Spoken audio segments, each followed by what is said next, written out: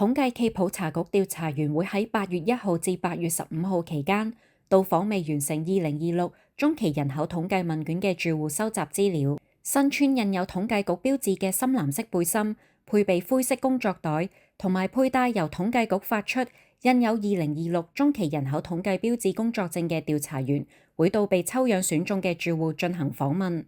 住戶如有懷疑，可以掃描通知信上嘅二維碼，或者致電熱線88098809核實調查員身份。無論係電話訪問或者係上門嘅調查員，都唔會要求轉賬，亦唔會收集身份證、銀行戶口號碼同信用卡資料。所有參與2026中期人口統計嘅工作人員都必須嚴格遵守統計保密嘅相關規定，不得向任何第三者透露工作期間所獲悉具個別性質嘅資料。上述保密義務係永久性，唔會因為工作完結而終止。統計暨普查局對收集所得嘅資料絕對保密，同只會用作統計用途。統計結果僅以匯總形式公佈。統計工作有賴大家合作同提供準確嘅資料。請支持2026中期人口統計。